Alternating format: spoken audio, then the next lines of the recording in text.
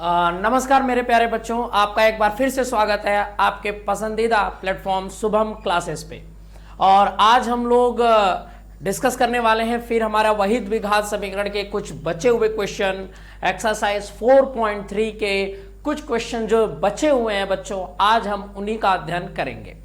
तो I hope, मैं ये आशा करता हूं कि आप एकदम अच्छे होंगे, मस्त होंगे, पढ़ाई लिखाई कर रहे होंगे और उसी उम्मीद के साथ हम लोग आज आगे बढ़ रहे हैं आज के क्लास में। तो आप लोग भी फटाफट तैयार हो जाएं बच्चों। आप अपने रफ पेन, बुक्स, सब मटेरियल जो भी आपके पास है उसको लेकर प्रिपेयर कर लें और अच्छे से बैठकर अब तैयारी शुरू करते हैं। तो आज के क्लास में बच्चों हम लोग 4.3 का जो बचा हुआ क्वेश्चन है उसको आज हम लोग डिस्कस करेंगे। तो जिसमें हम लोग आज करने वाले हैं क्वेश्चन नंबर 6। ये आपके 4.3 का क्वेश्चन नंबर 6 है। इसके पहले वाला जो क्वेश्चन था बच्चों, ये सैफाली वाला क्वेश्चन मैंने पिछले वीडियो में बहुत अच्छे से करा दिया है, आप वहां पे जाकर ये क्वेश्चन देख सकते हैं। और अगला क्वेश्चन अब आपके स्क्रीन पर है बच्चों। एक आयताकार खेत का विकर्ण उसकी छोटी भुजा से 60 मीटर अधिक लंबा है और यदि बड़ी भुजा छोटी भुजा से 30 मीटर अधिक हो तो खेत की भुजाएं ज्ञात कीजिए। तो आइए बच्चों हम इस सवाल को बनाते हैं। फटाक से आप चलिए तैयार हो जाइए। आज का क्वेश्चन हम लोग देखते हैं। बढ़िया क्वेश्चन है बच्चों, इस क्वेश्चन को हम लोग लगाएंगे। तो द्विघात समीकरण का ये क्वेश्चन है बच्चों, देखते हैं कि ये क्वेश्चन कैसे लगाना है। आप लोग भी एकदम तैयार हो जाइए। बहुत महत्वपूर्ण क्वेश्चन हम लोग लेने वाले हैं आज। आ जाइए। तो मैं आपको पहले इसका पूरे क्वेश्चन का रूप समझाता हूं, तब आपको समझ में आएगा बच्चों कि क्या करना है। पहले एक सेकंड देख लेते हैं बच्चों। पहले हम आते हैं इस क्वेश्चन को देखते हैं कि कैसे करना है।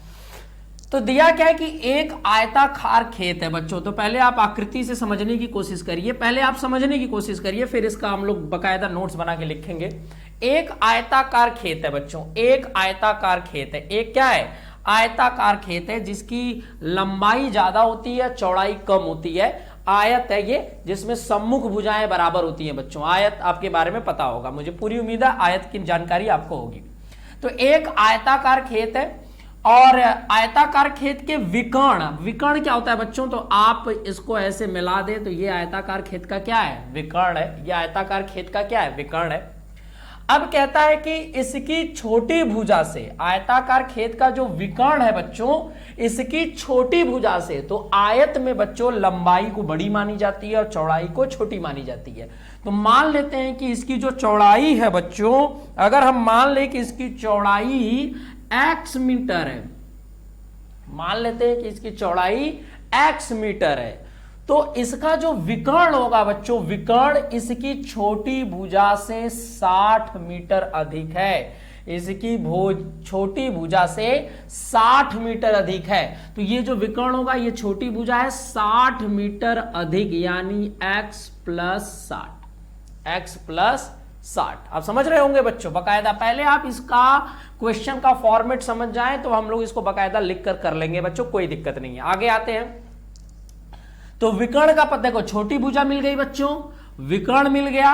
अब कह रहा है इसकी जो बड़ी भुजा है, यानी लंबाई, इसकी जो बड़ी भुजा है छोटी भुजा से 30 अधिक है। तो छोटी भुजा हमारी यक्स है और इससे 30 अधिक है। अधिक का मतलब ज्यादा है, तो यक्स प्लस 30 मीटर है बच्चों। ये हो गया हमारा सवाल का रूप। अब आपको मालूम है कि यह आयत में 90 डिग्री का कोण बनता है बच्चों। जब ये त्रिभुज अगर देख लो ABC, इस त्रिभुज में देख लो तो हम पाइथागोरस लगा देंगे बच्चों। पाइथागोरस यानी कर्ण का स्क्वायर बराबर आधार का स्क्वायर प्लस लंब का स्क्वायर। हमारा बकायदा सवाल बहुत अच्छे से लग जाएगा। तो ये मैंने आपको रूप समझा दिया कि आप इससे समझ लीजिए कि कैसे हम लोग को सवाल करना है। आप इसको छोटी भुजा मान लीजिए, ये बड़ी भुजा हो गई, ये विकर्ण हो गया और समकोण त्रिभुज यानी पाइथागोरस लग जाएगा और इस तरह से हम लोग सवाल को बना लेंगे। तो आइए बच्चों हम लोग शुरू करते हैं कि सवाल को अब मैंने आपको चित्र से समझा दिया। अब हम इसको स्टेटमेंट में कैसे लिखेंगे बच्चों, हम इसकी चर्चा कर लेते हैं कि सवाल को स्टेटमेंट में कैसे लिखेंगे। आप चाहे तो इसका चित्र भी बना के दिखा सकते हैं एग्जाम में, कोई दिक्कत नहीं है। अगर मैं आपको एग्जाम चित्र बना के भी छोड़ देता हूं बच्चों, तो जैसे अगर मैं यहां पर देखूं तो आप मान लीजिए ये एक आयत है, ठीक है। आ जाइए, तो यहां से शुरू करेंगे बच्चों। देखिए, माना आयत की छोटी भुजा, आयत की छोटी भुजा बराबर बच्चों मान लेना x मीटर। माना आयत की छोटी भुजा कितनी है, x मीटर। तो हमने इसको मान लिया बच्चों कि ये क्या है, x मीटर है, ये इसका विकर्ण है, ये इसका क्या है, विकर्ण है। आ जाइए अब बच्चों प्रश्नानुसार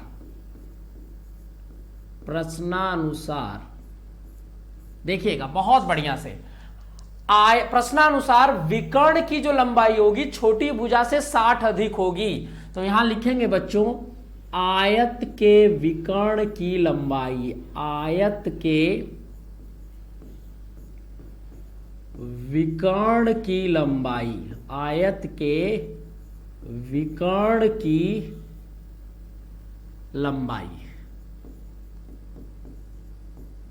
तो देखो बच्चों प्रश्न ने कहा है कि जो विकर्ण होगा वो छोटी भुजा से 60 अधिक होगा। तो छोटी भुजा मेरी x है, तो उससे 60 अधिक का मतलब x प्लस 60 मीटर। तो ये हमारा विकर्ण है बच्चों, छोटी भुजा से 60 अधिक होगा, यानी x प्लस 60 मीटर हो गया बच्चों। अब आते हैं बड़ी भुजा। तो आयत की बड़ी भुजा बच्चों प्रश्नानुसार हम ये भी बता सकते हैं कि आयत की बड़ी भुजा, बड़ी भुजा, तो आयत की बड़ी भुजा क्या होगी बच्चों, छोटी भुजा से 30 अधिक है। तो छोटी भुजा से 30 अधिक है तो x प्लस 30 मीटर होता है, x प्लस 30 मीटर, यानी x प्लस 30 मीटर हो गया इसकी छोटी भुजा। अब बड़ी भुजा, सॉरी बड़ी भुजा। अब क्या करेंगे बच्चों, अब हमें केवल पाइथागोरस लगाना है क्योंकि आयत का प्रत्येक कोण 90 डिग्री होता है। आप यहां देख रहे हैं एक समकोण त्रिभुज बन रहा है, तो हम पाइथागोरस लगा के निकाल लेंगे। तो आयत का विकर्ण का भी फॉर्मूला होता है बच्चों, या फिर आप पाइथागोरस नहीं तो आयत के विकर्ण का भी फॉर्मूला लगा सकते हैं। क्या होता है बच्चों, आओ जरा देख लो कि अगर आपको पता हो कि आयत का विकर्ण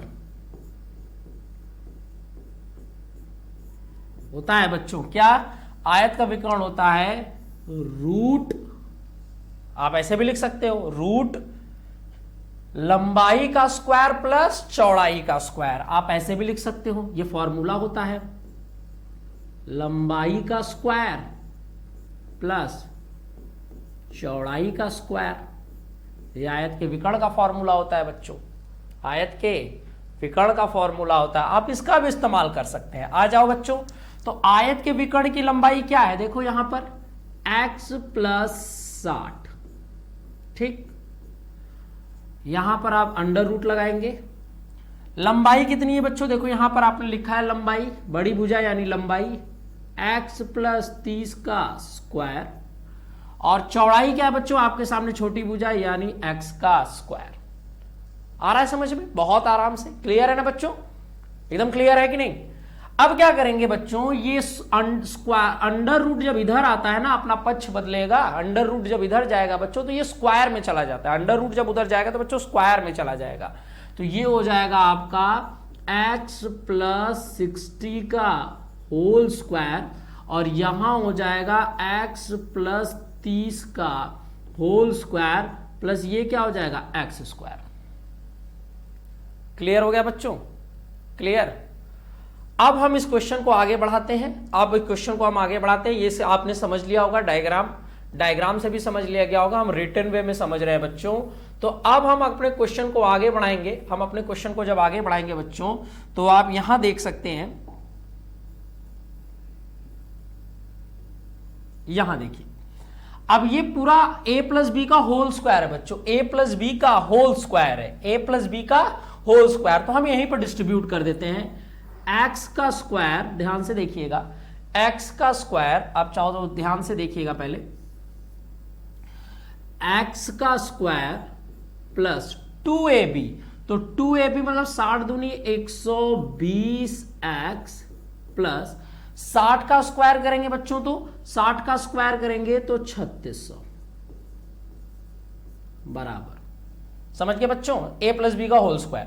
अब इसकी भी बारी a प्लस बी का होल स्क्वायर, तो x का स्क्वायर प्लस 30 दूनी 60x प्लस 900 प्लस x का स्क्वायर, ये आपका ये लास्ट वाला x का स्क्वायर। अब इसको हम थोड़ा सा सिंपल करेंगे बच्चों, हम इसको एकदम सिंपल करने की कोशिश करेंगे। तो कैसे करेंगे बच्चों, इधर देखिए, पहले हम इसको देख लेते हैं। अब आइए, केवल आपको सिंपलेस्ट करना है बच्चों, क्वाड्रेटिक इक्वेशन में बदलना है। तो अब आप लिखेंगे, अब आप क्या लिखेंगे, अब आप इधर से पूरा देखिए बच्चों, एक्स स्क्वायर प्लस 120x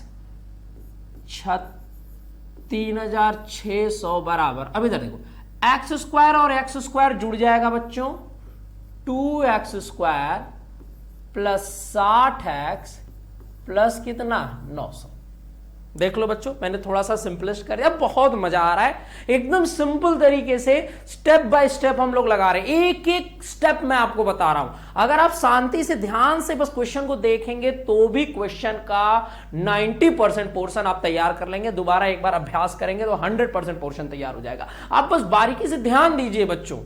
अब क्या हो गया बच्चों, ये सिंपलेस्ट हो गया, मैंने इसको सिंपलेस्ट कर दिया। अब आप क्या कर सकते हैं, पंचांतर, ये पूरा पक्ष इस साइड लेकर आ जाओ बच्चों, इस पूरे पक्ष को आप इस साइड लेकर आ जाओ, कोई दिक्कत नहीं होगी। तो हम यहां पर अगर लेके जाएंगे तो बच्चों यहां हो जाएगा 0, क्योंकि ये पूरा पक्ष इधर आएगा। तो ये हो जाएगा 2x स्क्वायर प्लस, मैं ये लिख रहा हूं पहले, 60x प्लस 900। ठीक है बच्चों, अब ये देखो, ये x जो होगा इधर प्लस में है तो इधर आएगा तो माइनस में, ये 120x इधर प्लस में, इधर आएगा तो माइनस में, और ये 3600 इधर प्लस में है बच्चों, ये 3600 इधर प्लस में है, तो ये किस में चला जाएगा बच्चों, माइनस में चला जाएगा। तो यहां पर मैं लिख देता हूं माइनस 3600, याद रखिएगा ये माइनस 3600।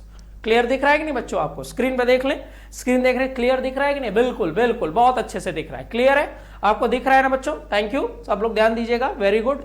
अब ये माइनस है, तो अब इसको हम थोड़ा सा सिंपलेस्ट करेंगे बच्चों, तो ये हो जाएगा मेरा यहां पर 0।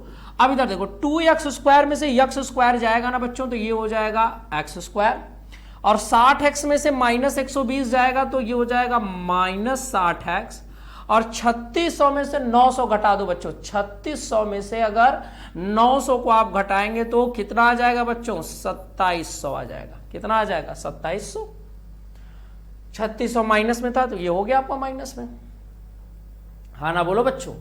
अब ये आपका बन गया क्या, अगर आप इसको ध्यान से देखें तो ये आपका द्विघात समीकरण बन गया बच्चों। अगर आप इस समीकरण को ध्यान से देखें तो ये आपका द्विघात समीकरण में बदल गया बच्चों। किस में बदल गया, द्विघात समीकरण में। और द्विघात समीकरण को हल करने की विधि आपको पता है, गुणनखंड विधि, पूर्ण वर्ग विधि, सूत्र विधि, 3 विधियों पर हम लोगों ने बहुत अच्छे से चर्चा किया है। आप जाकर वीडियो देख सकते हैं, वहां पर आपको काफी अच्छे से समझ में आएगा। तो आइए बच्चों, हम गुणनखंड विधि से इसको लगाते हैं। किस विधि से, गुणनखंड विधि से। तो आपको ऐसी 2 संख्या ढूंढनी है बच्चों कि जिनका गुणा करने पर 2700 आ जाए। ऐसी 2 संख्या ढूंढो कि जिसका गुणा करने पर 2700 और जोड़ने और घटाने पर 60 आ जाए। जोड़ने और घटाने पे 60 आपको मैंने बता दिया है, विधि भी बताई है, अब बड़े आसानी से ढूंढ सकते हैं। तो एक हो जाएगा 90 और एक हो जाएगा 30, यही 2 संख्या है बच्चों, आप ढूंढ सकते हैं, बहुत सिंपल है। 90 में 30 का गुणा करेंगे 2700 और 90 में से 30 घटाएंगे तो 60, हमको बड़े आसानी से मिल गया। तो आइए बच्चों हम इसका गुणनखंड करते हैं, जरा ध्यान से देखिएगा। 0x स्क्वायर माइनस है तो 60 को ब्रैकेट में तोड़िएगा, इसको मध्य पद विभक्त विधि भी कहते हैं, माइनस 30x और ये हो जाएगा माइनस 2700। ठीक है बच्चों, देखो 90x में से 30x गया 60x। अब आपको ये पूरी विधि आपको मैंने बताई है बच्चों, केवल ब्रैकेट खोल दो तो ये हो जाएगा 90x, ये प्लस हो जाएगा, माइनस की वजह से चिन्ह बदल जाता है, और ये हो जाएगा 2700 बच्चों। बहुत अच्छे से आपको ये विधि मैंने सिखाई है, आपको पता है। अब यहां पर और यहां पर हम कॉमन लेंगे बच्चों, तो 0x कॉमन लोगे तो x माइनस 90, फिर यहां प्लस 30 कॉमन लोगे तो यहां हो जाएगा x माइनस 90। आपको ये सारा स्टेप मैंने गुणनखंड विधि में सिखाया है बच्चों। अगर किसी बच्चे को दिक्कत हो सकती है तो वो पुराना वीडियो से भी समझ सकता है और यहां पर भी ध्यान देगा तो उसको आएगा बच्चों। और यहां पर अगर आप देख सकते हैं तो आप x माइनस 90 कॉमन ले लेंगे बच्चों, तो आपका क्या बचेगा, यहां पर x बचेगा और यहां क्या बचेगा, 30 बच जाएगा बच्चों। अब अगर आप ध्यान दें बच्चों तो x माइनस 90 और x प्लस 30, तो मैंने कहा कि अगर x माइनस 90 को 0 के बराबर दिखा दें तो x की वैल्यू क्या आ जाएगी, 90, x की वैल्यू 90, और x प्लस 30 को हम 0 के बराबर दिखा दें तो x की वैल्यू क्या आ जाएगी, माइनस 30। माइनस वाली वैल्यू मत लेना, x बराबर 90, यानी छोटी भुजा का मान कितना है, 90 मीटर। तो आप विकर्ण में भी निकाल सकते हो, विकर्ण को जोड़ दो, अब आयत की बड़ी भुजा, सारा मान हम निकाल सकते हैं। तो इस प्रकार खेत की भुजाएं ज्ञात करनी हो बच्चों तो देखो छोटी भुजा का मान 90 आ गया, विकर्ण क्या है, 90 में 60 जोड़ दो तो विकर्ण हो जाएगा बच्चों 150 मीटर। और आयत की बड़ी भुजा 90, यक्स का मान 90 है, 90 में 30 जोड़ेंगे तो 9 3 12 120 मीटर। तो सारी भुजाओं का मान आपने अच्छे से निकाल लिया। देखिए कितना मजा आया। आप देख सकते हैं आपके स्क्रीन पे पूरा सिस्टमैटिक वे से मैंने पूरे क्वेश्चन को कराया है। अगर बोर्ड एग्जाम में आप इस तरह से क्वेश्चन को कर देते हैं, मैं गारंटी कहता हूं कि आपका एक नंबर भी नहीं काटा जा सकता, पूरा का पूरा फुल मार्क्स मिलेंगे अगर आप इस तरह के रिटन स्किल से लिख देते हैं। रिटन व्यू आपका अच्छा होना चाहिए। तो ये होता है एक प्रेजेंटेशन बच्चों कि आप बकायदा स्टेप बाय स्टेप आपने सारा चीज एक्सप्लेन किया है, तो एग्जामिनर भी आपसे बहुत ज्यादा इंप्रेस होता है और वो आपको फुल मार्क्स यानी अच्छे नंबर देता है। तो आप इस क्वेश्चन को देख लीजिएगा बच्चों, आप वीडियो में ये क्वेश्चन बहुत अच्छे से मैंने क्लियर कर दिया। आपको चाहो तो ये चीज मैं यहां कर देता हूं, आप यहां से आसानी से सारा क्वेश्चन समझ सकते हैं। आया बच्चों समझ में? मैं पूरी उम्मीद करता हूं कि क्वेश्चन आपको आ गया होगा। इंपॉर्टेंट क्वेश्चन था, मैंने काफी अच्छे से आपको बताया है और आप इसको अच्छे से समझ सकते हैं। चलिए बच्चों नेक्स्ट क्वेश्चन की तरफ चलते हैं। अगर आपको ये क्वेश्चन क्लियर हो गया हो तो हम नेक्स्ट क्वेश्चन में चल सकते हैं। आप वीडियो को देखकर दोबारा इसको समझ सकते हैं। मैंने स्टेप बाय स्टेप सारा चीज यहां पर लिखा है, आप नोट्स भी बना लेंगे। चलते हैं बच्चों नेक्स्ट क्वेश्चन की तरफ। तो अगला क्वेश्चन जो आपका है बच्चों वो इस प्रकार है, आ जाइए। देखिए आपके स्क्रीन पे एक नया क्वेश्चन आ गया है बच्चों, तैयार हो जाते हैं एक नए चुनौती के लिए जिसको हम लोग द्विघात समीकरण में हल करने वाले हैं।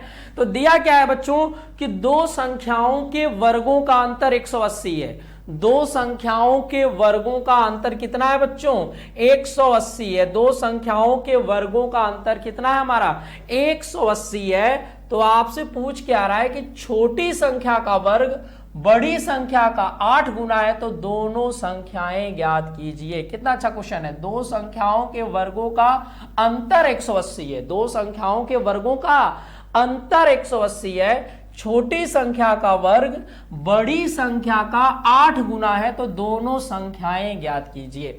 देखो बच्चों ऐसे प्रश्न लगाने से पहले मैं आपसे एक निवेदन करना चाहूंगा बच्चों कि जब भी ऐसे क्वेश्चन आए तो आप उस क्वेश्चन को कम से कम 2 या 3 बार अध्ययन करें, ध्यान पूर्वक उसको पढ़ें, तो बहुत हद तक वह क्वेश्चन आपको समझ में आने लगता है। आप जल्दबाजी में क्वेश्चन एक बार पढ़ते हो और मन में आपकी बड़ी समस्याएं बनी रहती हैं और आप हल करना शुरू कर देते हो, जिससे आप क्वेश्चन को लगाने में कठिनाई महसूस करते हो। तो मेरा एक निवेदन है आपसे बच्चों कि जब भी ऐसे वर्ड प्रॉब्लम दे, शाब्दिक प्रश्न दे, तो आप उसको बकायदा 2 बार 3 बार शांति से पढ़े, ध्यान लगा के पढ़े, तो मैं ये निश्चित तौर पे कह सकता हूं कि आप काफी हद तक सवाल को समझने में सफल हो जाएंगे। तो आइए बच्चों इस सवाल को हम लोग करते हैं। देखिए क्या दिया है, इसने दिया है कि दो संख्याओं के वर्गों का अंतर 180 है। दो संख्या का वर्ग लेंगे और उसको घटाएंगे तो 180 होगा। छोटी संख्या का वर्ग बड़ी संख्या का 8 गुना है बच्चों, छोटी संख्या का वर्ग बड़ी संख्या का 8 गुना है। तो आइए हम लोग सवाल को शुरू करते हैं। सवाल ही शुरू करते हैं, कैसे देखिएगा। सवाल इस प्रकार है, क्या बच्चों कि माना बड़ी संख्या x है, माना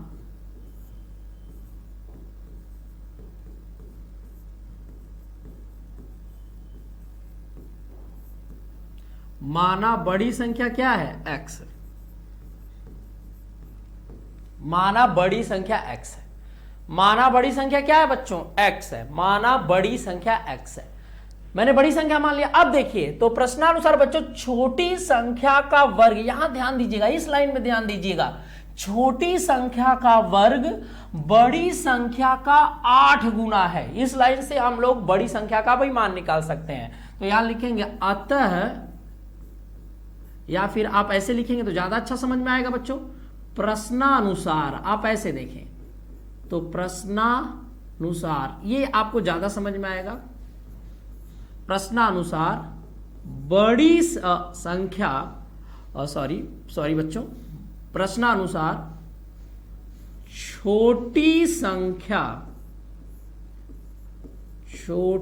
संख्या का वर्ग, ध्यान दीजिएगा बच्चों कितना मजेदार है, छोटी संख्या का वर्ग। तो प्रश्नानुसार लिखा है कि छोटी संख्या का वर्ग बड़ी संख्या का 8 गुना, मतलब 8 गुणे, गुना का मतलब होता है बच्चों गुणे, 8 गुणे बड़ी संख्या, यही मतलब है 8 गुना बड़ी संख्या का कितना? 8 गुना बच्चों, 8 गुणा, 8 का मैंने गुणा कर दिया तो 8। अब बच्चों देखना बड़ी संख्या को तुमने क्या माना है? x, तो हल कर देंगे तो क्या आ जाएगा? 8x। ये मैंने एकदम क्लियर कर दिया, एकदम सिंपल भाषा में मैंने आपके सामने लिख दिया, एकदम सिंपल भाषा में मैंने आपके सामने लिख दिया। तो ये क्या है बच्चों? माना बड़ी संख्या x है और छोटी संख्या का वर्ग क्या है? बड़ी संख्या का 8 गुना है, तो मैंने वो लिख दिया। अब आते हैं बच्चों, अब इसने क्या कहा है सवाल ने? अब सवाल कहता है, अब सवाल आपका कहता है कि दोनों संख्याओं के वर्गों का अंतर, मतलब बड़ी संख्या का वर्ग और छोटी संख्या के वर्ग का अंतर कितना है? 180। तो आ जाओ दोबारा प्रश्नानुसार लिख देते हैं। प्रश्नानुसार, मैं पूरा डिटेल में लिख देता हूं। बड़ी संख्या का वर्ग, बड़ी संख्या का वर्ग, बड़ी संख्या का वर्ग माइनस, अंतर है बच्चों, माइनस छोटी संख्या का वर्ग, छोटी संख्या का वर्ग, छोटी संख्या का वर्ग बराबर कितना है बच्चों? 180। ये मैं नहीं कह रहा हूं, प्रश्न में लिखा हुआ है बच्चों कि दोनों संख्याओं के वर्गों का अंतर 180 है, मतलब बड़ी संख्या का वर्ग और छोटी संख्या का वर्ग दोनों का अंतर यानी माइनस करने पर कितना आएगा बच्चों? 180। आइए प्रश्न करते हैं। तो बड़ी संख्या क्या है बच्चों? x, तो बड़ी संख्या का वर्ग क्या हो जाएगा? x का स्क्वायर माइनस छोटी संख्या का वर्ग क्या है बच्चों? ध्यान से देखना, छोटी संख्या का वर्ग साफ साफ लिखा है कितना? 8x बराबर, इन दोनों को अंतर कितना आ जाएगा? 180। समझ गया बच्चों? बहुत सिंपल है। अब 180 को इधर लेकर आ जाओ, x स्क्वायर माइनस 8x, 180 इधर आएगा माइनस 180 बराबर 0। देख लीजिए, बना दिया द्विघात समीकरण, बन गया द्विघात समीकरण बच्चों। अब जब द्विघात समीकरण बन गया तो हम इसको क्या करेंगे? हल करने की विधि लगाएंगे, गुणनखंड विधि, द्विघात सूत्र विधि, या आप लगा सकते हैं पूर्ण वर्ग विधि, पूर्ण वर्ग विधि। तो आप जिस विधि से आप इसका चयन करें आप इसको कर सकते हैं। देख रहे हैं बच्चों, आप इसको बड़े आसानी से कर सकते हैं, किसी प्रकार की कोई समस्या नहीं होगी। तो अगर हम इसको गुणनखंड विधि से करें बच्चों, गुणनखंड विधि से, तो गुणनखंड विधि क्या कहता है? गुणनखंड विधि कहता है कि आप ऐसी दो संख्या ढूंढो जिसका गुणा करने पर 180 और जोड़ने घटाने पर 8। गुणनखंड विधि यानी मध्य पद विभक्त विधि भी जाना जाता है बच्चों। तो गुणनखंड विधि का मतलब हम इसको अगर गुणनखंड विधि से तोड़ दें तो ऐसी दो संख्या ढूंढो जिसका गुणा करने पर 180 और जोड़ने घटाने पर कितना आ जाए? 8। जोड़ने या घटाने पर कितना आ जाए? 8। तो आप ऐसी संख्या का चयन कर सकते हैं। कुछ बच्चे संख्याओं का चयन नहीं कर पाते तो उनके लिए मैंने विधि बताई है कि आप 180 का ऐसे गुणनखंड कर दीजिए। 2 से काटिए 90, फिर 2 से काटिए 45, फिर 3 से काटिए 15, फिर 3 से काटिए 5, फिर 5 से काटिए 1। अब इसी में आप पेयर बनाइए, जोड़ा बनाइए, जो ऐसी दो संख्याएं जिनको जोड़ने या घटाने पर 8 आ जाए। तो देखो बच्चों 3 दूनी 6, 6 दूनी 12 और 5 तिहाई 15, लेकिन 15 और 12 को जोड़ने घटाने पर 8 नहीं आएगा। गुणा करने की आवश्यकता ही नहीं है बच्चों, क्योंकि 180 का गुणनखंड है, जब भी गुणा करोगे 180 आएगा। बस तुम्हें ऐसा जोड़ा बनाना है कि जोड़ने घटाने पर 8 आना चाहिए। तो ये जोड़ा काम नहीं करेगा बच्चों, ये मेरा गलत है, क्योंकि 15 और 12 को जोड़ने पर कभी नहीं आ सकता। आगे आते हैं। अब मुझे 8 चाहिए बच्चों, 8। तो इधर देखिए 3 त्रिका 9, 3 त्रिका मेरा 9 है, तो अब ये हो गया 9। अब 5 दूनी 10 दूनी 12, 5 दूनी 10 दूनी 20, 5 दूनी 10 दूनी 20, और 20 में से 9 जाएगा तो 11 आ जाएगा। और मुझे क्या चाहिए बच्चों? 8 चाहिए। मुझे क्या चाहिए? 8। तो भी मेरा गुणनखंड नहीं बना बच्चों, इस बार भी नहीं बना। हम इसी में पेयर ढूंढेंगे बच्चों, 1-2 बार में मैं आपको सिखा रहा हूं, मिल जाता है। इधर देखिए अभी मैं दिखा रहा हूं, पहले आप सीखिए, नहीं मिला सर तो हम दूसरी बार भी ट्राई करेंगे। दूसरी बार भी ट्राई करते हैं क्या? 5 तिहाई 15 छोड़ दो, 5 तिहाई या ऐसे ले लेते 3 3 6, 6 दूनी 12, 12 दूना 24। नहीं बच्चों, इससे भी नहीं बन पा रहा है। फिर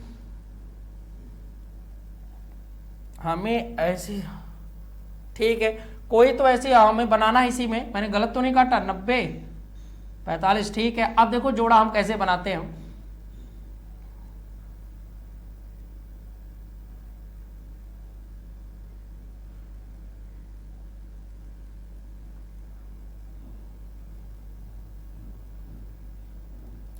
हमको पेयर बना के 8 लाना है बच्चों, और 180 ऐसी कोई संख्या मिले तो 5 तिहाई 15, ठीक है, 3 दूनी 6 दूनी 12, तो 15 में से 12 जाएगा तो नहीं आएगा बच्चों।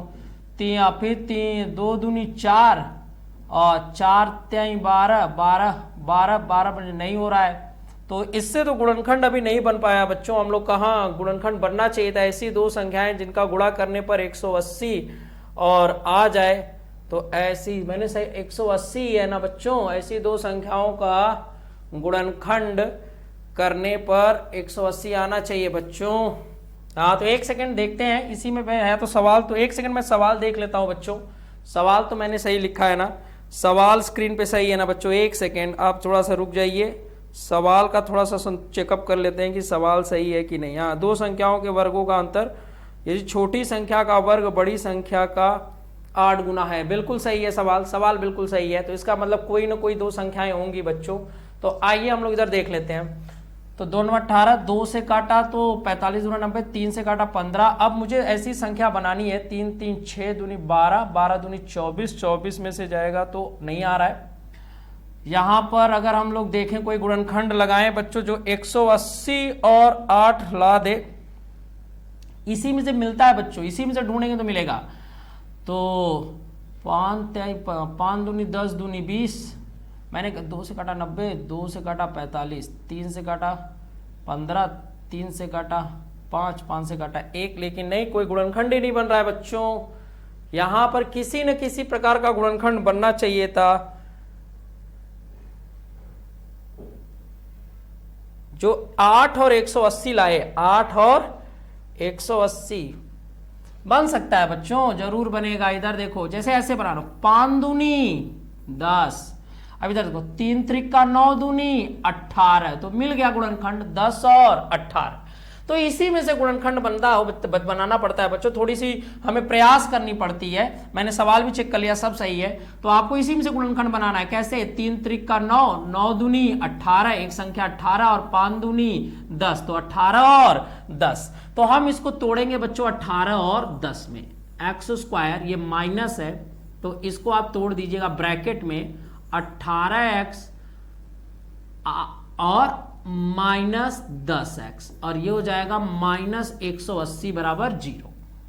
तो इस तरह से मध्यपद विभक्ति विधि के द्वारा तोड़ेंगे बच्चों। बड़ी संख्याओं का चयन आप इस तरह से करिएगा, गुणनखंड करिएगा, इसी में पेयर बनाते रहिएगा, कोई ना कोई पेयर जरूर बनेगा। जैसे हम लोगों ने काफी प्रयास किया तो बाद में 18 और 10 का पेयर बन गया, 18 और 10 का। तो अब इधर देखें, एक्स स्क्वायर ब्रैकेट जब माइनस खोलेंगे तो ये हो जाएगा 18x, ये हो जाएगा प्लस प्लस 10x, और ये हो जाएगा माइनस 180 बराबर 0। अब हम लोग क्या करेंगे बच्चों, अब हम लोग पेयर बना के कॉमन ले लेंगे। इधर आ जाइएगा, तो कॉमन ले लो पहले वाले में कॉमन लोगे तो बच्चों x कॉमन लोगे, x माइनस 18। दूसरे वाले में बच्चों +10 कॉमन ले लेना, तो फिर x माइनस 18 बराबर 0। फिर हम कॉमन लेंगे बच्चों, आपको तो पता है ये विधि मैंने सिखाई है, हर बार लग रहा है यहीं पे। x माइनस 18 कॉमन लेंगे तो यहाँ x बचेगा और यहाँ +10 बचेगा बराबर 0। अब x माइनस 18 बराबर अगर 0 दिखा दें तो x की वैल्यू कितनी 18 हो जाएगी। अगर हम x प्लस 10 बराबर 0 दिखा दें तो x की वैल्यू -10 हो जाएगी। -10 नहीं लेना है बच्चों, x की वैल्यू क्या हो जाएगी 18, यानी बड़ी संख्या कितनी है 18, बड़ी संख्या 18 है, बड़ी संख्या 18। अब छोटी संख्या क्या होगी भाई, छोटी संख्या तो देखो, छोटी संख्या का जो वर्ग है बच्चों, मैं यहां लिख रहा हूं छोटी संख्या का वर्ग, तो 8 गुणे 18, क्योंकि छोटी संख्या का वर्ग 8, बड़ी संख्या 18 अट्ठे 144, तो ये आ गया छोटी संख्या का वर्ग। तो 144 किसका वर्ग है, 12 का वर्ग है, इसलिए छोटी संख्या क्या हो जाएगी 12, छोटी संख्या 12। तो देखो बच्चों, एक संख्या 12 होगी और एक संख्या 18। आपको आ गया होगा समझ में, आ गया होगा समझ में। तो यहां पर कुछ बच्चों को ये गुणनखंड में ये संख्या ढूंढने में परेशानी होती है। जैसे हाँ कभी कभी परेशानियां होती हैं बच्चों, लेकिन कोई परेशानी नहीं है, आप केवल उसका गुणनखंड करिए और उसी में पेयर बनाइए, 1 बार 2 बार 3 बार, निश्चित ही आपका वो पेयर मिल जाएगा जिसकी आपको तलाश है। उसी का ही पेयर बनता है बच्चों, उसमें ही रहता है, आपको बस ढूंढना रहता है। जैसे हम लोगों ने अभी ढूंढा, कितनी बार प्रयास किया, नहीं आ रहा था, फिर प्रयास किया, नहीं आ रहा था, फिर प्रयास किया, बाद में हमें पता चला कि 10 और 18 का पेयर है, जिसमें 10 में 18 का गुणा करेंगे 180 और 18 में से 10 को घटाएंगे तो भी मेरा कितना आएगा 8। तो इस प्रकार से इस सवाल को हम लोगों ने अच्छे से कर लिया। तो आप समस्या से लड़िए, समस्या को पहचानिए कि कहां दिक्कत है, वहीं पर प्रहार करिए।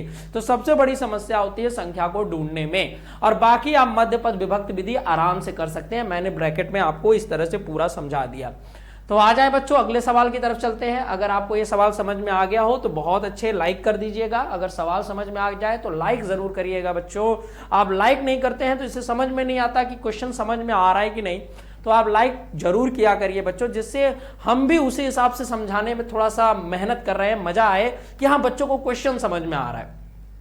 तो भाई ये डिजिटल प्लेटफॉर्म है बच्चों, आपको कुछ चीज बताना हो तो कमेंट करिए, या तो आप लाइक करिए, नहीं तो हम लोग का कम्युनिकेशन नहीं हो पाता है ना। तो हम तो यहां से तो बता रहे हैं, पूरी निष्ठा से, पूरी ईमानदारी से कोशिश कर रहे हैं, तो आप भी अपनी तरफ से बच्चों थोड़ा सा कोई तो रिप्लाई करिए, जिससे पता चले कि हाँ बच्चों को क्वेश्चन समझ में आ रहा है। कोई डाउट है तो वो भी क्लियर किया जाएगा। तो आप लाइक जरूर किया करिए, या नहीं समझ में आया तो डिसलाइक किया करिए, तो भी तो आदमी समझेगा ना कि बच्चों को कुछ दिक्कत हो रही है, हम उसको थोड़ा इंप्रूव करें और उसको अच्छा करें। तो आप इस हिसाब से जरूर कम्युनिकेशन, हम लोग के बीच का संवाद बना रहे बच्चों, तालमेल बना रहे, टॉकिंग बना रहे, तो हम लोग ज्यादा अच्छा कर सकते हैं। ठीक है बच्चों, चलते हैं नेक्स्ट क्वेश्चन की तरफ। अगला क्वेश्चन आपके स्क्रीन पे ये रहा बच्चों, बहुत ही इंपॉर्टेंट क्वेश्चन है, काफी महत्वपूर्ण क्वेश्चन है।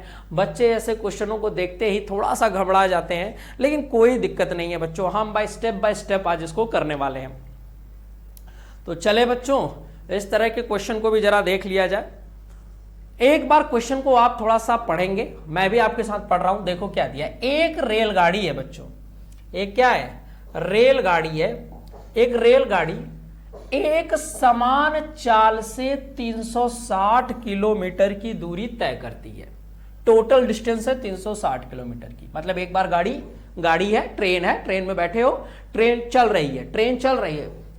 रही है, तो एक समान चाल से, मतलब कुछ भी चाल मान लो, एक समान चाल से, शुरू की चाल है मुझे नहीं पता है, ट्रेन की क्या चाल है मुझे नहीं पता, लेकिन 360 किलोमीटर की दूरी चल रही है। आप भी मस्ती में घूम रहे हो, चल रहे हो ट्रेन से 360 किलोमीटर की दूरी। लेकिन यदि चाल 5 किलोमीटर अधिक कर दी जाए, पहले तुम जिस स्पीड से जा रहे थे, अब क्या कर दो कि स्पीड बढ़ा दिया गया है अगली बार। नेक्स्ट, जैसे तुम मान लो एक दिन अपने घर से यात्रा करने निकले और 360 किलोमीटर की यात्रा किए, गाड़ी की कोई स्पीड थी। लेकिन अगले दिन जब गए बच्चों, अगले दिन तो गाड़ी की स्पीड 5 किलोमीटर प्रति घंटा बढ़ा दी गई है। 5 किलोमीटर प्रति घंटा मतलब 1 घंटे में 5 किलोमीटर ज्यादा चलेगी। तो अब अगर 1 घंटे में 5 किलोमीटर ज्यादा चलेगी, 360 किलोमीटर की दूरी ही तय करनी है, तब यात्रा में 1 घंटा कम लगता है। मतलब पहले दिन तुमको अगर जितना समय लगा था, अब स्पीड बढ़ाने पर तुम्हें 1 घंटा कम लगेगा। तो गाड़ी की चाल ज्ञात कीजिए। गाड़ी की चाल की गाड़ी किस स्पीड से चल रही थी।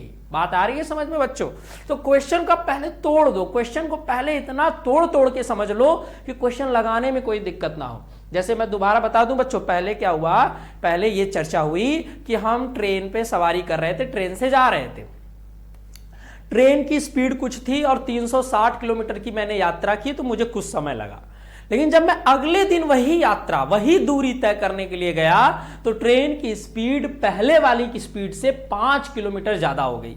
तो 5 किलोमीटर ज्यादा हो गई, सीधी बात है, स्पीड ज्यादा है तो भाई समय कम लगेगा। तुम गाड़ी को स्पीड में भगाओगे तो समय कम लगेगा। तो 1 घंटे कम समय लग रहा है, पहले से 1 घंटे कम समय लग रहा है। तो गाड़ी की स्पीड ज्ञात करो। आ जाओ बच्चों, चलिए शुरू हो जाते हैं। अब मैंने आपको क्वेश्चन को तोड़ के समझा दिया, क्वेश्चन को मैंने पूरा समझाया। आइए अब हम इसको ब्लैक बोर्ड पे लगाने का प्रयास करते हैं। ए भाई आ जाओ बच्चों। तो ऐसे प्रश्नों को लगाने से पहले बच्चों आप लोगों ने एक जरूर पढ़ा होगा, चाल बराबर दूरी बटा समय। ये वाला फॉर्मूला आपने कहीं ना कहीं जरूर पढ़ा होगा। हम इसी फॉर्मूले का थोड़ा सा इस्तेमाल करेंगे। तो आइए उसको इस्तेमाल करने से पहले पूरी इसकी भूमिका बनाते हैं। माना रेलगाड़ी की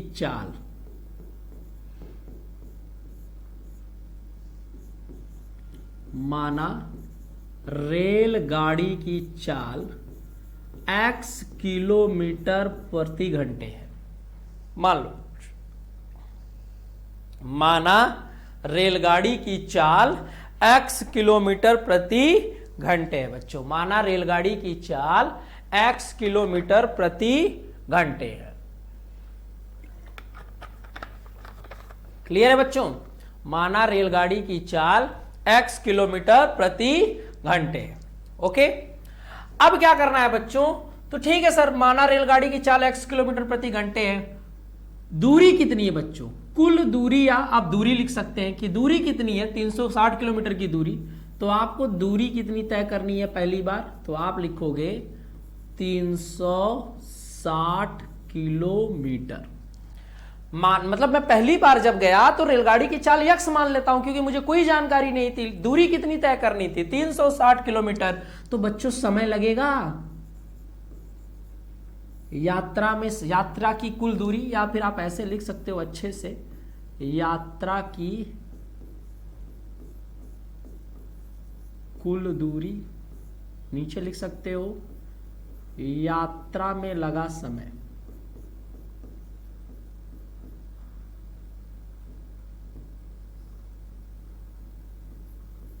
यात्रा में लगा समय।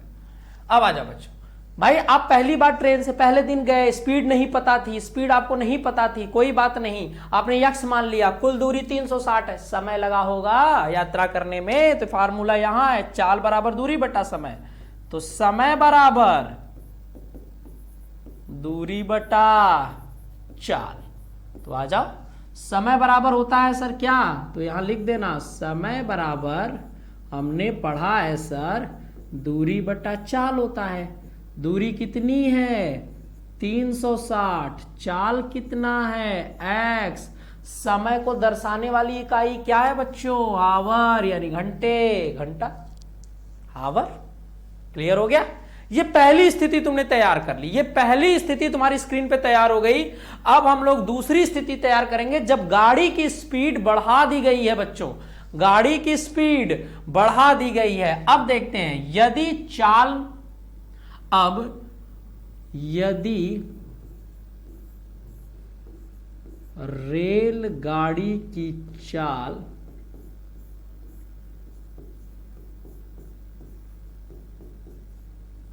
यदि रेलगाड़ी की चाल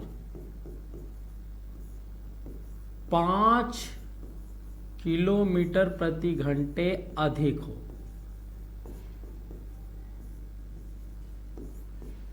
तो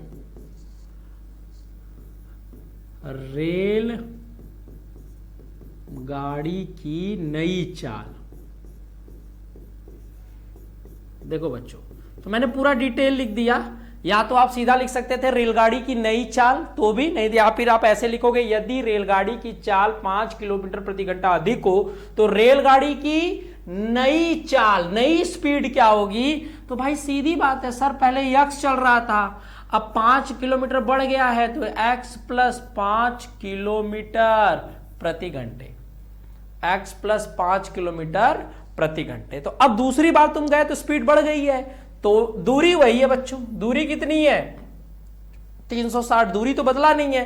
तो अब कितना समय लगेगा बच्चों, तो समय बराबर तो वही है सर, दूरी बटा चाल। समय का फॉर्मूला थोड़ी बदल गया है सर, चाल बदली है, समय का फॉर्मूला नहीं बदला है, दूरी भी नहीं बदली है।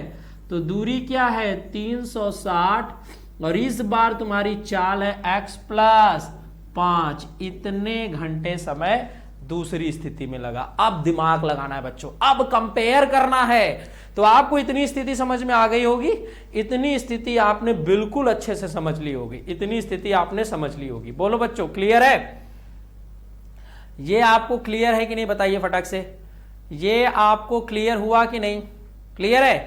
अब क्या कहता है, अब लॉजिक समझिएगा बच्चों, अब ध्यान से समझिएगा, मैं आपको बताता हूं। कह रहा है कि पहली बार जब तुम गए, पहली बार गए तो इतना समय लगा, पहली बार गए, ध्यान से देखना बच्चों, मैं आपको अलग से बता रहा हूं, पहली बार गए तो तुम इतना समय लगा, दूसरी बार जब गाड़ी की स्पीड बढ़ गई तो इतना समय लगा। तो सीधी बात है, जब स्पीड बढ़ गई तो समय कम लगेगा बच्चों, इसमें समय कम। तुमने एक ही यात्रा किया, जैसे मैं थोड़ा सा एग्जांपल से समझाता हूं बच्चों, आपको प्रैक्टिकली जोड़ने की कोशिश करता हूं। जैसे आप अपने स्कूल मान लीजिए बाइक से जा रहे हैं, आप एक दिन 30 की स्पीड में गए और एक मान लीजिए 2 घंटे में विद्यालय पहुंच गए, 30 की स्पीड में गए 2 घंटे में विद्यालय पहुंच गए।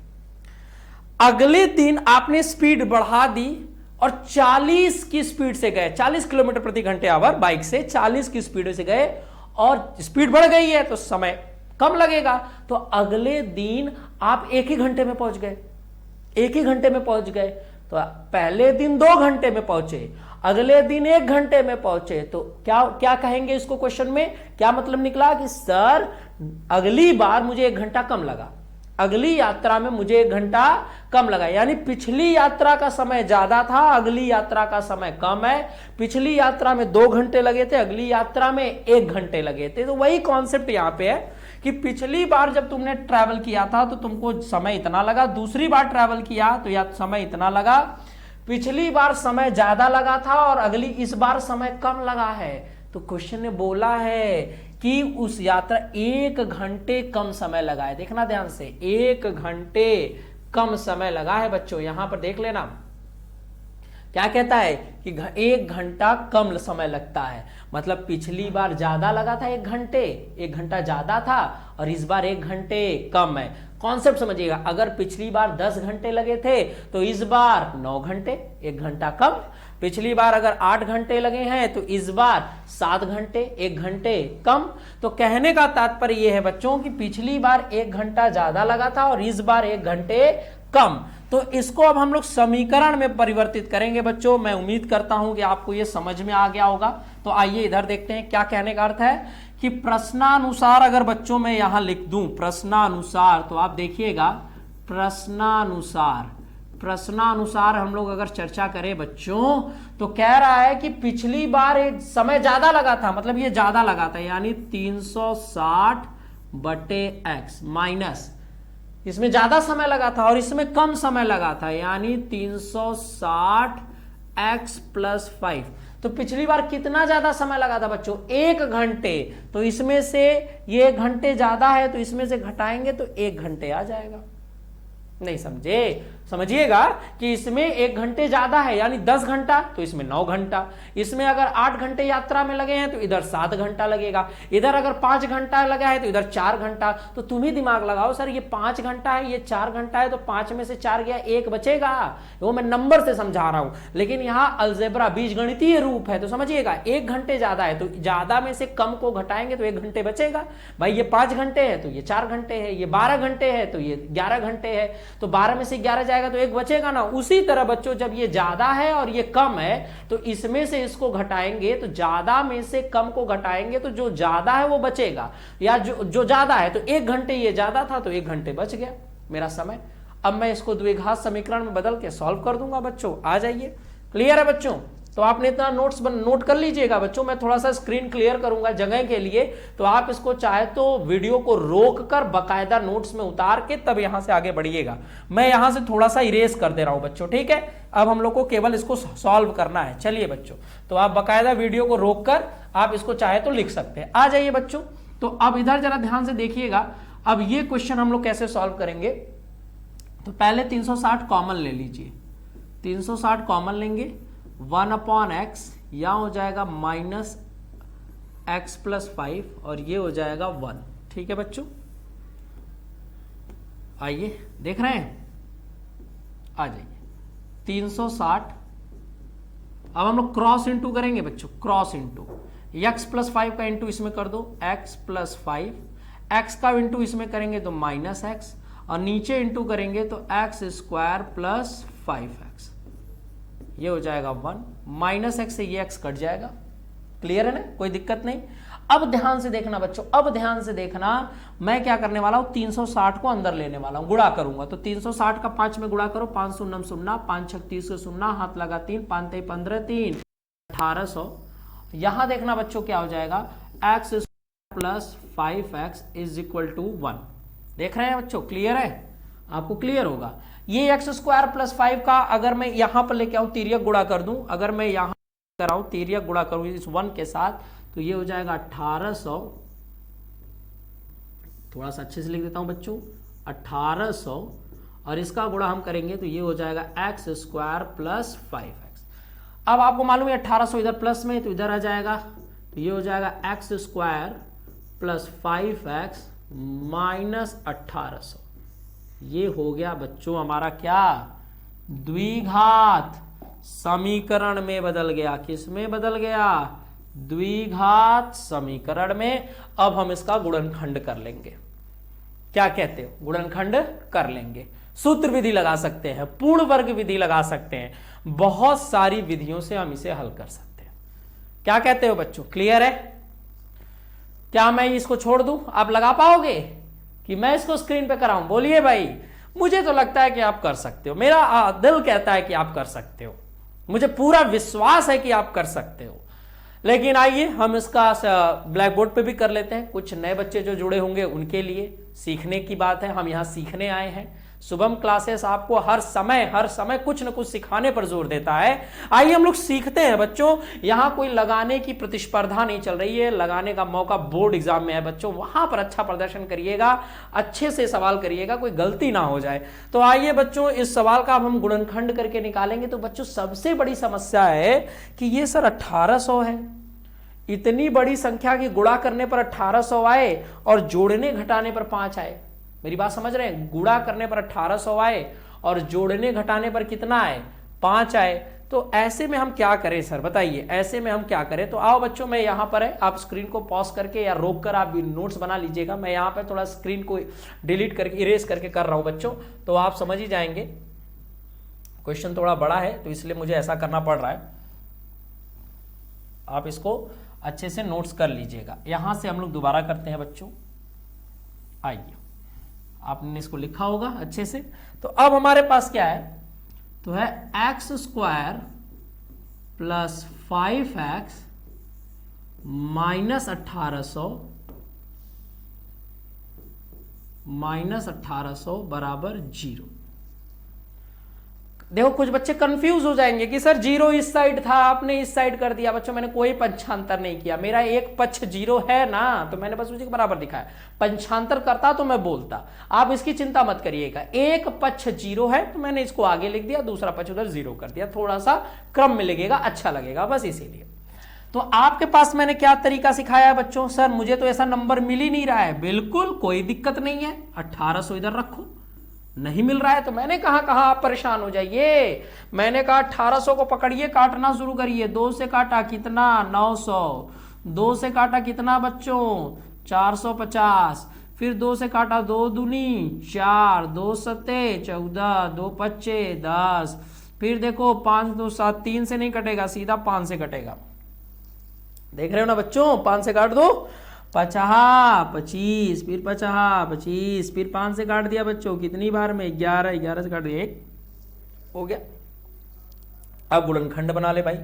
अब गुणनखंड, सर मुझे 5 चाहिए। अच्छा तो जैसे मैं पहला बना, 11 पच्चे 55, ठीक है सर। अब बाकी देखते हैं। 5 दूनी 10, 10 दूनी 20, 20 दूनी 40, तो 55 में से अगर 40 जाएगा तो 15 आ जाएगा, और मुझे क्या चाहिए? 5। मुझे क्या चाहिए? 5। ठीक है सर, मजा नहीं आया, कोई बात नहीं, कोई बात नहीं बच्चों। चलिए अगला पेयर बनाते हैं। अगला पेयर बनाएंगे, क्या बनाएंगे तब? अगला पेयर बनाते हैं, कोई दूसरा अगला आ जाओ। 50 25, 25 दूना 50, कोई दिक्कत? 50 25, 25 दूना 50।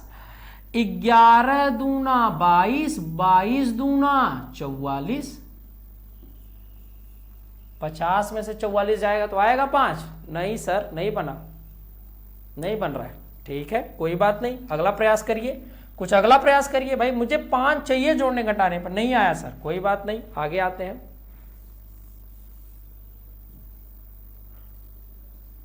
दूसरा प्रयास करिए बच्चों। तो दूसरा प्रयास हमारा क्या होगा? 50 5 दूनी 10, 10 दूनी 20, 20 दूनी 40, नहीं। 11 पच्चे 11 दूना 11 पच्चे 55। फिर हमारा 1800 किसी न किसी गुणनखंड में बनना चाहिए बच्चों। मैंने काटा सही है ना, देख लीजिएगा। 2 से काटा 9, 2 दूनी 4, 2 से 14, फिर 7 2 9 पर नहीं, 50 25, फिर 50 25, 5 से काटा 11, 5 बनना चाहिए। तो मुझे ऐसा कोई नंबर चाहिए जिसमें मेरा 5 आ जाए बच्चों, 5 आना चाहिए। हाँ तो देखिए कहाँ से आएगा? 50 25, 11 दूना 22, 22 दूना 44, नहीं हो रहा है। 50 25 दूना 50,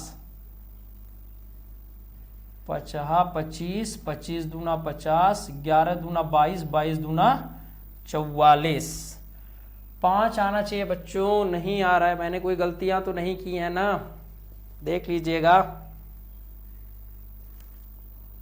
कुछ गलती तो नहीं हुई ना? 5 शून्य शून्य 5 6 30 के शून्य हाथ लगे, 5 3 15 3 18, नहीं सब बच्चों सही तो है एकदम। लेकिन कोई ऐसी संख्या हम लोग को अभी मिल नहीं पा रही है पेयर में। हमें एक ऐसी संख्या चाहिए जिसका गुणा करने पर 1800 और जोड़ने और घटाने पर मुझे क्या मिल जाए? 5 मिलना चाहिए बच्चों। कितना? 5। तो 1800 को मैंने तोड़ दिया 900, फिर मैंने थोड़ा 450, फिर मैंने 2 से काटा 275, फिर मैंने इसको सीधा 5 से काटा 25, फिर 5 से काटा 5 एकम 5, फिर 11 से काट दिया।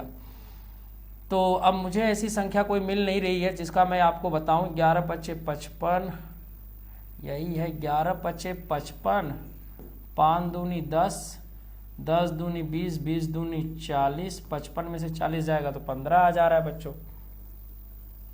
हाँ, कहीं हम लोगों ने सवाल में तो कोई त्रुटि नहीं की है ना? नहीं, मुझे नहीं लग रहा। आओ, वो गुणनखंड तो नहीं मिल पा रहा है बच्चों इस विधि से। तो वैसे तो मिल जाना चाहिए था, लेकिन इस विधि से अभी कोई गुणनखंड नहीं मिला। तो हम इसको सूत्र विधि से लगा देते हैं या पूर्ण वर्ग विधि से लगा सकते हैं। कई सारी विधियां हैं बच्चों, तो जरूरी नहीं कि हर सवाल अगर गुणनखंड विधि से लगे।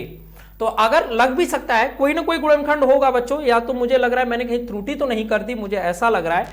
अगर मैंने त्रुटि नहीं की है तो बच्चों आपका गुणनखंड विधि से लगेगा, ऐसी कोई बात नहीं है। अगर हम लोग इसको देखें तो हम इसको गुणनखंड विधि से लगेंगे। एक बार इसका थोड़ा सा चेक करेक्शन कर लेते हैं बच्चों। एक बार अगर हम लोग इसको चेक कर लें, कहीं पर मैंने तो गलती नहीं की ना। 360 कॉमन ले लिया, ठीक है। x तिर्यक गुणा किया, इसका गुणा इसमें किया, इसका इसके कट गया, ठीक है बच्चों। ये इधर आ गया, 5 0 0 5 6 30 0 5 15 3 18, ठीक है। ये इधर आ गया, ठीक है, ये ठीक है। तो ये प्लस माइनस है तो x स्क्वायर 5x, ठीक है। तो 1800 एक बार और ट्राई करते हैं बच्चों, एक बार और नेक्स्ट टाइम ट्राई करते हैं, देखते हैं 1800 का गुणनखंड आ रहा है कि नहीं आ रहा है। तो 2 का अगर हम लोग गुणनखंड करें बच्चों तो 2 9 18 900, फिर 2 से काट दो बच्चों तो ये हो जाएगा आपका 2 दूनी 4, अगर हम काटेंगे 2 चौक 8, 2 पचे 10 कट गया, फिर 2 से काट दो, 2 दूनी 4, तो आ जाएगा क्या 2 दूनी 4। फिर देखिए मैंने थोड़ी सी गलती की थी, मैंने कहा ना बच्चों थोड़ी गलती हो गई थी, मुझे क्षमा करिए। 2 दूनी 4, फिर यहाँ पे ले लेंगे 2 दूनी 4, ये हो जाएगा 2 पचे 10, वहां पर एक त्रुटि हुई थी, गलती हुई थी जल्दबाजी में। फिर हम लोग इसको 5 2 7 2 9 3 से काटेंगे बच्चों, 3 7 21 और 3 पचे 15। अब देखिए फिर ये हमारा 3 से कट सकता है, 3 दूनी 6, 3 दूनी 6 और 3 पचे 15, फिर 5 से काटेंगे, फिर 5 से काटेंगे और ये आ जाएगा 1। तो एक छोटी सी त्रुटि हो गई थी जिसकी वजह से ऐसा हो रहा था, मुझे भी आइए यहाँ, मुझको लगा यहाँ पर त्रुटि हुई है लेकिन यहाँ पर आइए बच्चों फिर से हम पेयर बनाते हैं। पेयर तो देखिए 50 25 25 तिया 75, मैंने 75 बनाया। इधर देखो 3 दूनी 6, 6 दूनी 12, 12 दूनी 24। नहीं बच्चों 75 और 24 का कोई तालमेल ही नहीं है कि वो 5 ला दे आपका, तो आपको दूसरा पेयर बनाना पड़ेगा। देखिए कैसे बनाएंगे आप, तो आप बना लीजिए 50 25 और 25 दूना 50, ठीक है। अब देखो 3 त्रिका 9, 9 दूनी 18, 18 दूना 36, 36 और 50 का भी कोई तालमेल नहीं है बच्चों, नहीं बन रहा है, नहीं होगा। कहाँ से आ रहा है, नहीं ये 5 है। इधर देखिएगा बच्चों, अब आते हैं तो इधर देखिए 5 तिया 15, 15 तिया 45, 15 तिया 45। अब देखो 5 दूनी 10, ये यहाँ 2 है बच्चों, तो आप ध्यान से देखिएगा यहाँ पर 2 है। तो अब 5 दूनी 10, 10 दूनी 20, 20 दूनी 40, 20 दूनी 40, तो बन गया हमारा एक 45 और एक क्या है बच्चों 40, ये गुणनखंड बन गया। तो देखिए प्रयास करिए, प्रयास करेंगे जरूर बनेगा। थोड़ी बहुत गलतियां हो जाती हैं कुछ कट पिट करने में, तो आप वहां पर ही त्रुटि करेंगे, लेकिन बहुत अच्छा तरीका है। तो 45 और 40 मिल गया बच्चों कि 45 और 40 का गुणा करेंगे 1800 आएगा, 45 में से 40 जाएगा 5 आएगा। तो यहां पर त्रुटि हुई थी जिस जल्दबाजी में, जिसकी वजह से हम लोग गुणनखंड नहीं ढूंढ पा रहे थे, लेकिन हम लोगों ने दोबारा प्रयास किया तो हमको ये गुणनखंड मिल गया। तो आइए बच्चों फटाक से देखते हैं।